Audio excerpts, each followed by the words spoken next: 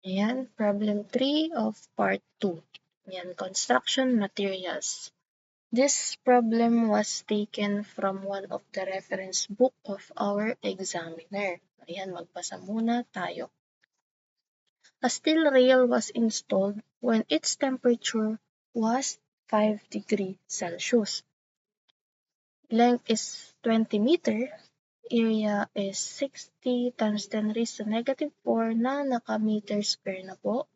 The rail was installed without allowance for expansion and the ends were constrained by adjacent rails.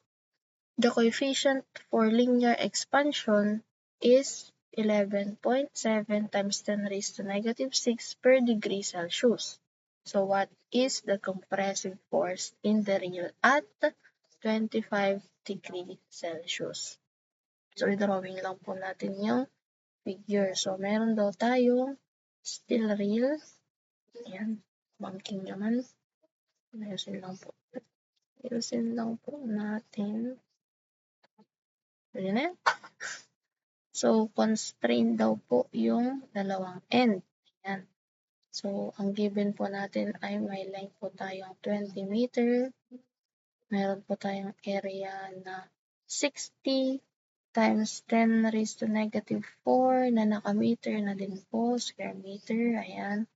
And then, meron po tayong coefficient of linear expansion na dapat memorize po natin kasi minsan hindi given. Ayan, per degree Celsius.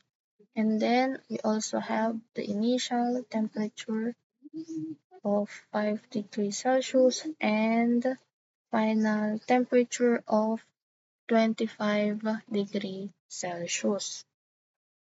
So, sa ganitong problem po na constrained or fixed yung dalawang support, nag-aalis po tayo ng support niyan. So, ayan, bale, inaalis po natin yung isang support and hinahayaan po natin humaba or umiksi yung ating material.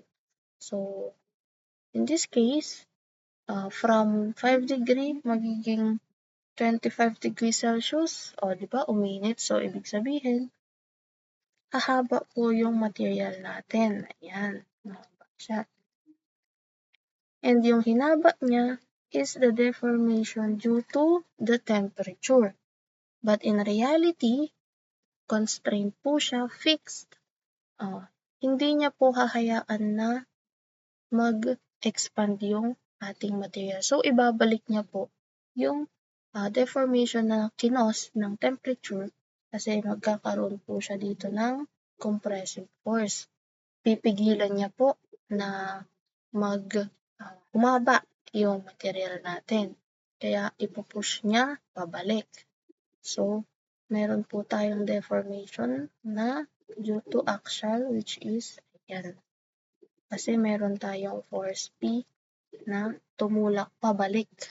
Ayan.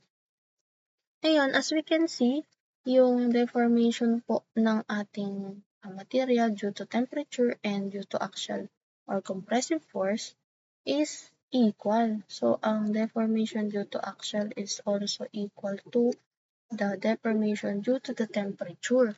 Ayan. Ngayon, ano po ba yung formula for axial deformation? Diba? PL over AE. Ayan. And yung formula naman po due to deformation ng temperature is alat, alpha, length, delta, T. Alat. Ayan. So, derive lang po natin yung formula na na-memorize po namin. Ayan. So, this one, P over A is just the stress. And, ilipat lang po natin si E sa kabila. Take note din pala na dito kasi since equal yung deformation and yung isang material lang din naman, cancel yung length niya. Ayan, cancel yung length. Matitira na lang is, unahin ko na to delta T, alpha, times E. Ayan, kayo na po bahala magbasa kung ano yung mnemonic. Ayan, stress is equal to Mabaho. Kaya na-memorize po namin. Ayan.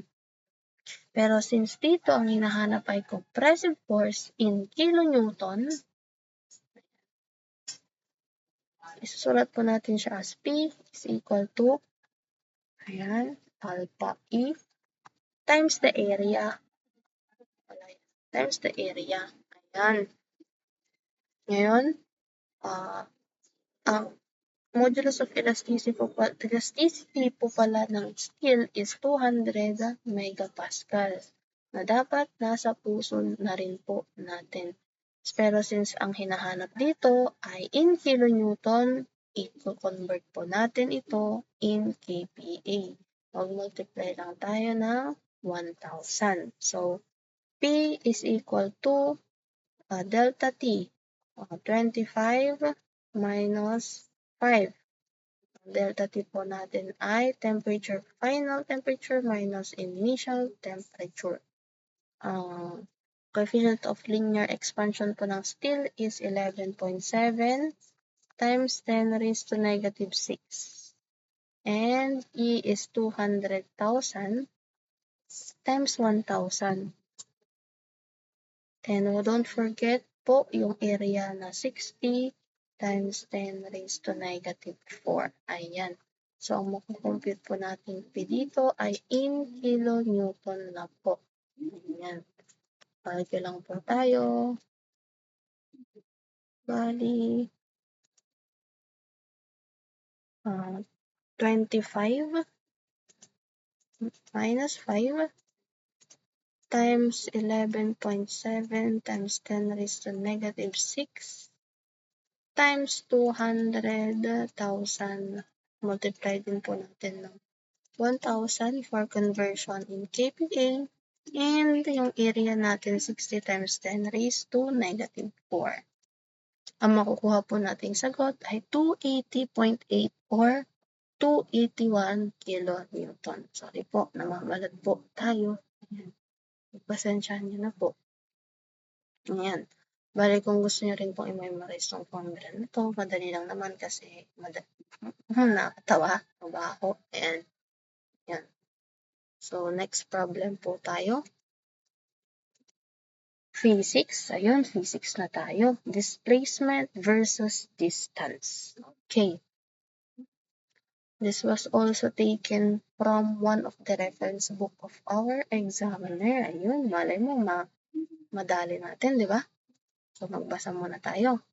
During baseball practice, a batter hit a very high fly ball and then run in a straight line and catches it. Which had the greater displacement, the player or the ball? Yan, drawing lang natin. Ito yung player na merong hawak na. Ayan. Tapos, hinit niya daw yung bola, di ba? Bola. And then, syempre, nagpa-fly-fly yan. Fly-fly siya, fly-fly. Ayan, so, alam naman natin kapag yung object is binato or init, ganyan, magiging parabolic po yung path niya. Ayan, projectile motion. Diba? Projectile motion. And then, ito, after niyang ma-hit, tumakbo daw siya. Ayan, tumakbo siya. Ayan, tumakbo. Ayan, takbo ka. Tumakbo siyang ganyan.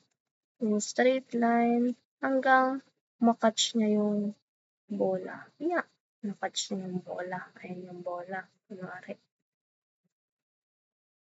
Ayan. Bale, dito, sino daw yung mas malaki yung displacement?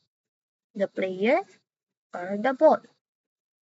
Identify natin kung ano yung pinagkaiba ng displacement and the distance.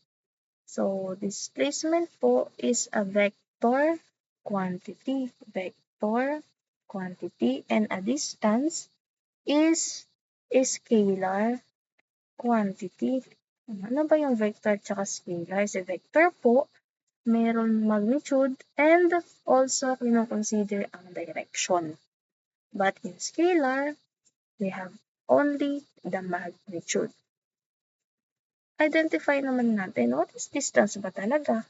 This is a total length of the path traveled. And si displacement po is the change in position. Change in position.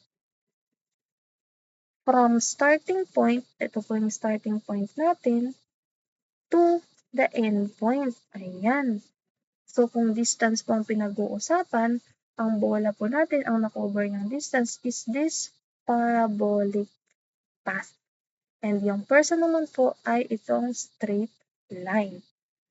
Pero ang hinahanap po dito is the displacement. Therefore, yung change in position ng ball is from start to finish.